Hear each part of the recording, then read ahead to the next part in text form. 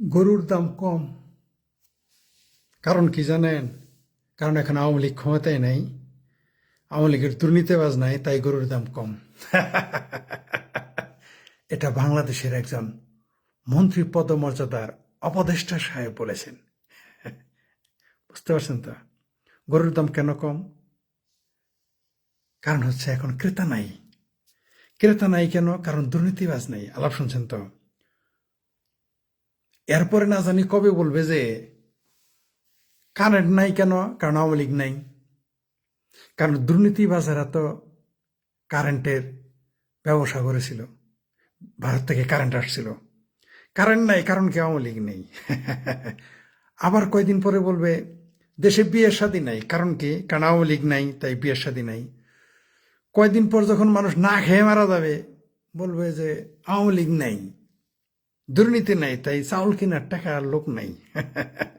তাই না? পড়ালেখা করার এখন আর ছাত্র নাই, কারণ কি? কারণ দুর্নীতিবাজ লোক নাই।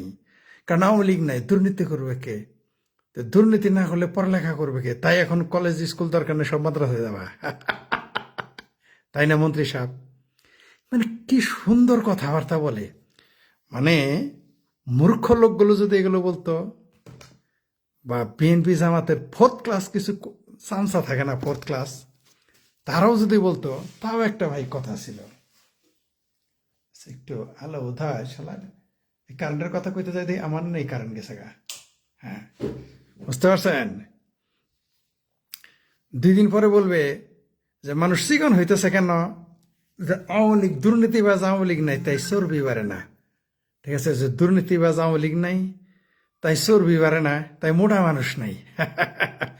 2 দিন পরে মনে করেন মানুষ টাকার অভাবে চিকিৎসা করতে যাইতে পারবে না, তখন কি বলবে জানেন?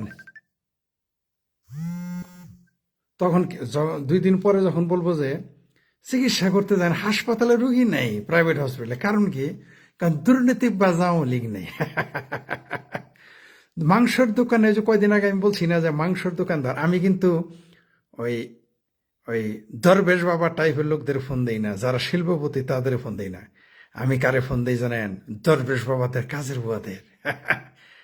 আমি ফোন দেই কসাইকে, আমি ফোন দেই চাউলের দোকানদারকে, আমি ফোন দেই রিক্সাওয়ালাকে, আমি ফোন দিই খুদে চায়ের দোকানদারের বিক্রেতাকে, আমি ফোন দিই যারা কিস্তি তুলে এবং কিস্তি নেয় তাদের, আমি ফোন দিই ব্যাংকে। বুঝতে পারছেন? ব্যাংকে মানে সাধারণ যারা ছোটোখাটো স্টাফ, তাদের ফোন দিই।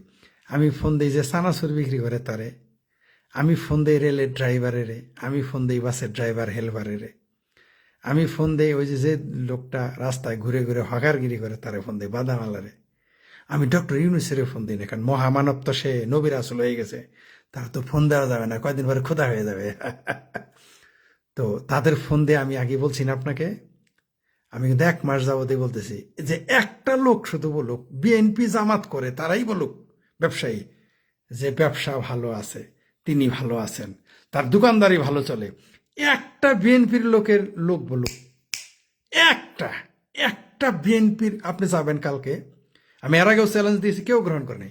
আপনি আগামীকাল কসাই, যে কোনো জামাতের কসাইয়ের কাছে যাবেন, জামাতপন্থী বিএনপিপন্থী কসাইয়ের কাছে যাবেন, মাছের ব্যাপারীর কাছে যাবেন যে বিএনপিপন্থী, তার কাছে যাবেন।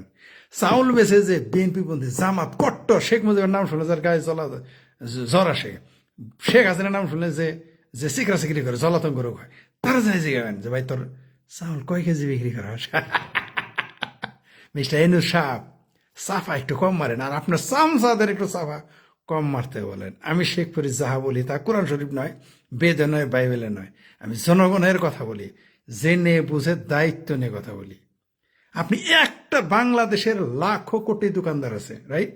কমসে কম 20 লক্ষ দোকানদার আছে, এর মধ্যে যারা জামাত করে, আওয়ামী লীগ না, আওয়ামী লীগ তো নাই এখন, যারা কট্টর পরীক্ষিত, পাছায় সিল মারা, কপালে স্টিকার মারা জামাত যারা, তাদেরকে জিজ্ঞাবেন একটা লোকের, একটা চাউলের দোকানদার, একটা টিনের চালের দোকানদার, একটা পেট্রোলের দোকানদার আমাকে লাইভ এসে বলতে বলবেন। সে শুধু বলবে ফরিদ সাহেব বা মিস্টার ফরিদ, তুমি তো মিথ্যাবাদিতে, তুমি তো চামচামিতে, তুমি তো বদমাইশিতে, ধোকাবাজিতে ইলিয়াসকে ছাড়াই গেছো, মিথ্যা কথা বলায় তুমি প্যানিক ভটকে ছাড়িয়ে গেছো। এই যে আমি বললাম আমার গরুর মাংসটা গতবারের চেয়ে বেশি বিক্রি হয়েছে, গত মাসের চেয়ে আমার চাউল বেশি বিক্রি হয়েছে, গত মাসের চেয়ে আমার সেলুনে চুল কাটার লোক বেশি হয়েছে, আমার বাল কাটার লোক বেশি হয়েছে। একটা সেলুন বাংলাদেশে বাইর করে দেন, একটা সেলুন আমাকে বলেন। আমি কিন্তু নাহিদেরও ফোন দিই, আমি কিন্তু সুইপারকেও ফোন দিই, আমি কিন্তু পতিতাকেও ফোন দিই। এনু সব তো শুধু এনসিপি নিয়ে চলেন, আমেরিকার জো বাইডেনের নিয়ে চলেন। আমি অত মহামানবদের নিয়ে চলতে পারি না, আর মহামানবের কুসন্তানদের নিয়ে চলতে পারি না। আমি বললাম তো, আমি কলগার্ডকেও ফোন দিই। ঢাকা শহরে যে যারা বোরকা বিন্দে বিন্দে ঘুরে না রাস্তায় রাস্তায়, যারা হিজাব হিজাব করেন, ওদের আমি ফোন দিই। কি খবর তোমার, আয় রোজগার কেমন? ভাই শেষ, মাঠে মারা গেছি ভাই, মাগ নাইও কেউ ডট ডট করে না। বুঝে নেন কি খবর চাইছি? টেহা তো দূরের কথা, মাগ না পাওয়া হয়ে যাওয়া যায় না। বিশ্বাস হয় না? খুব খারাপ লাগলো। আর একটা জিনিস আপনাদের বলি, বাংলাদেশে মফস্বলে না পতিতাবৃত্তি বেড়ে গেছে। এনজিওর কিস্তি আছে না, এনজিওর কিস্তি দিতে পারতেছে না। আমার বুক ফেটে যাচ্ছে, চোখ দিয়ে মনে হয় রক্ত বের হবে। এটা গতকালকে বলতে চাইছিলাম, মানসিক অবস্থা ভালো ছিল না, অসুস্থ হয়ে গেছিলাম দেশের চিন্তা করে যখন এটা শুনছি। আমাকে দায়িত্বরত এনজিওতে চাকরি করে তারা বলেছেন যে বাংলাদেশে, এবং তার বয়স কত জানেন? মিনিমাম তার বয়স 75, 80 হবে আশা করি। তিনি আমাকে বলেছেন এই বুকটা ফেটে যাচ্ছে, বাংলাদেশে মফস্বলে কিস্তি দেওয়ার জন্য নারীরা শরীর বিক্রি করতেছে। অপ্রিয় হলেও এটা সত্য। আর ঢাকা শহরের যারা মোবাইল প্রস্টিটিউট, তারা কাস্টমার খুঁজে পায় না। খাস বাংলায় বলে দিলাম, এটা আপনি চাইলে আমার কাছে নাম্বার নিতে পারেন কলগার্লদের। মুর্শিদের ইমামের নাম্বারও আমার কাছে আছে। মুর্শিদের ইমাম সাহেবের ফোন করছি, আগের মতো পাত্তি কোনো নোটির বলা দেয় না। কারণ আওয়ামী লীগ তো নাই, ওই যে বলছে হুজুরদের টিপস দিবে কই থেকে আওয়ামী লীগের। ওই যে স্বরাষ্ট্র অপদেষ্টা নাকি একটা আছে, এই লোকটা বলে আবার জেনারেল ছিল। আমি ভাবতে অবাক লাগে, তিনি কিভাবে বলেন যে গরুর দাম কমে গেছে কারণ দুর্নীতিবাজ কমে গেছে। মসজিদেরকে ইট দেওয়া বন্ধ হয়েছে, মসজিদ করা কি বন্ধ হয়েছে? তা তো হয় নাই। শুনেন, 1 মাস আগে বিএনপি পন্থী অন্তত 4-5 জন আমারে বলেছে, তারাই বলেছে আসলে কিনে না নাকি ঠেকা নাই বুঝতেছি না। আমাকে বলেছে, আমাকে আপনারা, যেহেতু আমি রেকর্ডটা শোনাইতে পারবো না, আমার কাছে যারাই ফোন দেন, গালি দেন, ভালোবাসা দেন, সব রেকর্ড থাকে। তবে আমি প্রকাশ করি না, কারণ এটা নীতি নৈতিকতার বিরুদ্ধে। তাহলে আমাকে কেউ কোনোদিন ফোন করবেন, আমি গালি দিলেও তা প্রকাশ করি না।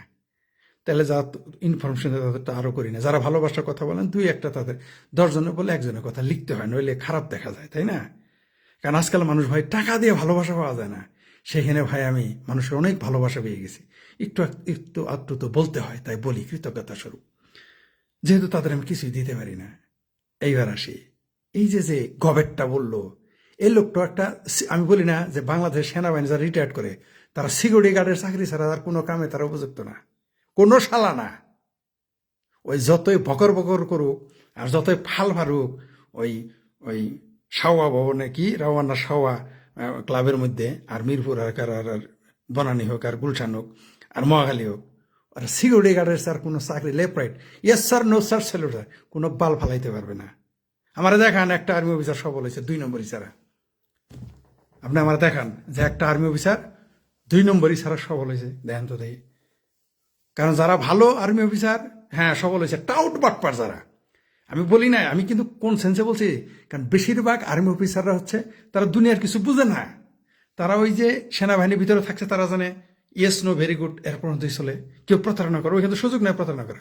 তাই যে কোনো আর্মি অফিসার ব্যবসায় ধরা খাবে, যে কোনো আর্মি অফিসার বা কোনো যে কোনো সৈনিক এসে ধরা খেয়ে যাবে, ব্যবসা তারা পারবে না। আমি দায়িত্ব নিয়ে বলতেছি, যতগুলো আর্মির ব্যক্তি, আর্মি পার্সোনাল রিটায়ার্ড হয়, তারা 80% জন ব্যবসাতে যায় খারা সুদন খায়। কারণ কি জানেন? কারণ সেনাবাহিনীতে দেখে আসছে ইয়েস স্যার, নো স্যার, হ্যাঁ স্যার, না স্যার, এর বাইরে তো শিখে নাই। ওখানে তো বাটপারি করা যায় না। কিন্তু যখন বাস্তব জীবন আসে, তখন লাভ আছে, লস আছে, তাই তারা ফেল করে। সেই সেন্সে বলছে, আমি বলি নাই তাদের যোগ্যতা, আমি ব্যবসায় ফেল করি। আপনারা আবার বললেন না যে আমি আর্মিরে হেও করলাম, তাদের যোগ্যতা নো, আমিও ব্যবসায় অযোগ্য। আমি যতবার ব্যবসা করতে গেছি, ঠাস করে 23 মারা খাইছি। আমার টাকা দিয়ে আমার কাছ থেকে আমার পণ্য নিয়ে বাড়িতে মাংস নিয়ে যায় ডেলি, আমি শালা শুটকি মাছ দিয়ে ভাত খাইছি। মানে আমি মহাজন, আমি খাই শুটকি দিয়ে ভাত। আমার যে ফরিয়া, তার বাড়ি দেখিছে প্রতিদিন মাছ মাংস। তো আমিও ফেল করি, কারণ কি? কারণ আমরা ওই প্রতারণা বুঝি না।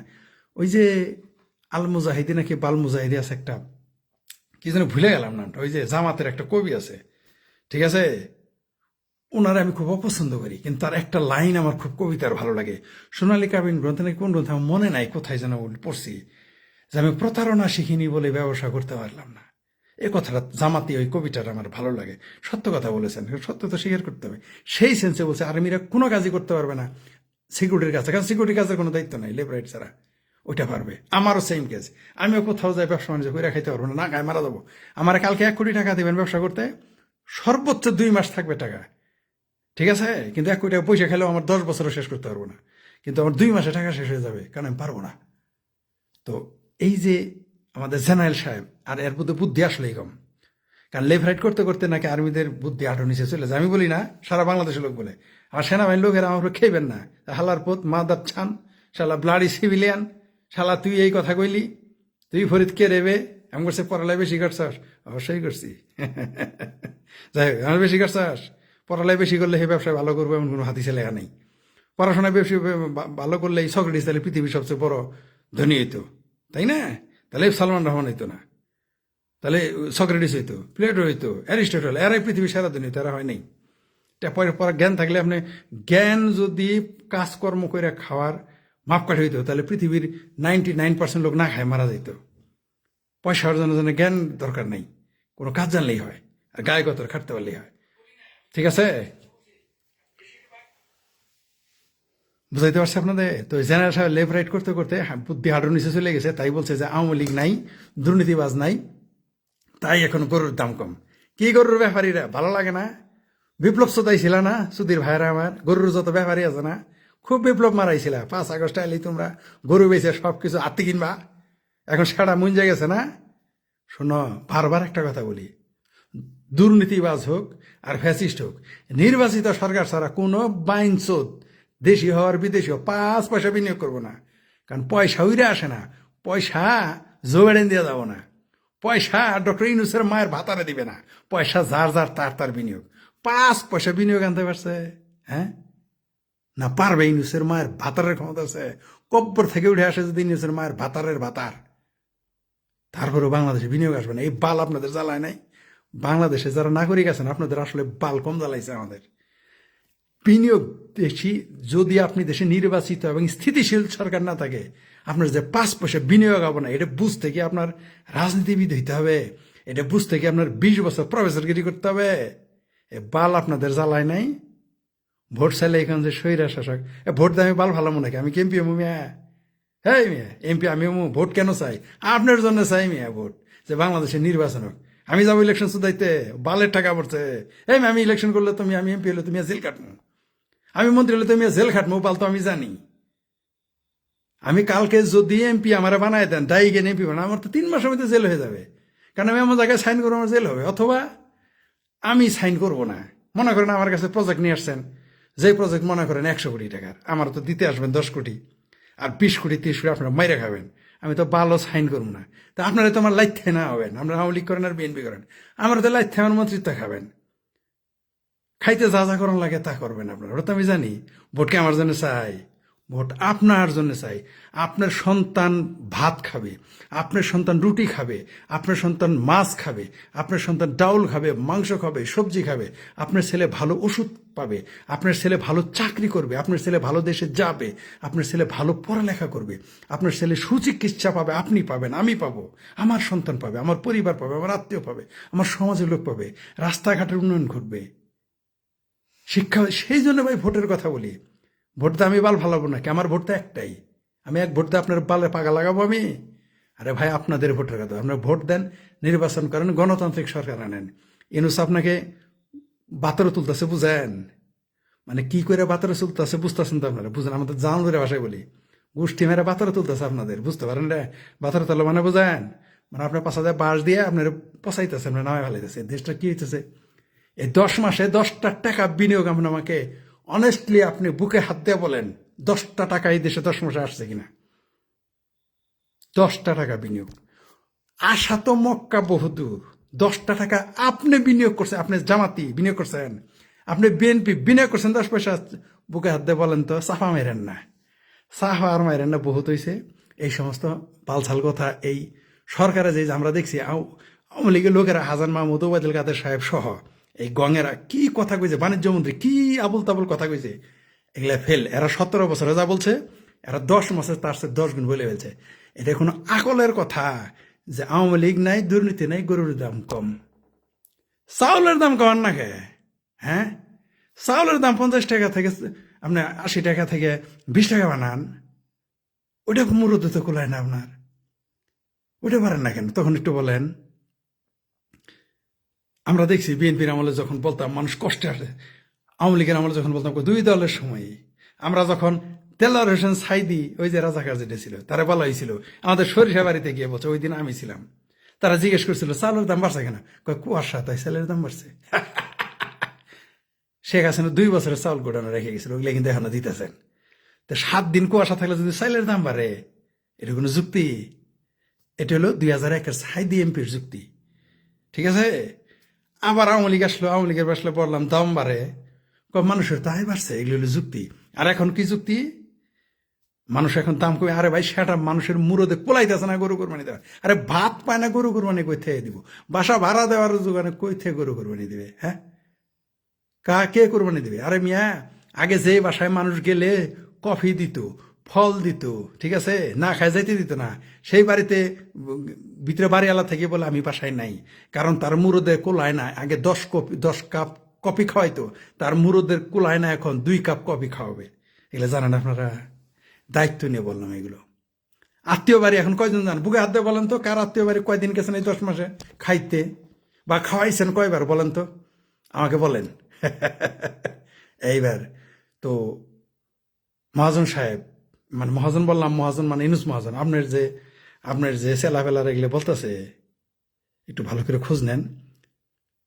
মুখ খুব খারাপ জিনিস, জিবার কারণেই সবাই ধরা খায়। যেমন আমি জিবার কারণে ধরা খাইছি, এগুলো বলছি তো, দেশ ছাড়তে হয়। ঠিক আছে, জিবার কারণে মনে করেন ইউটিউব চ্যানেল খান, পাইলে আবার পিস করবেন, পিস কায়েম করবেন আমার উপরে, তাই না?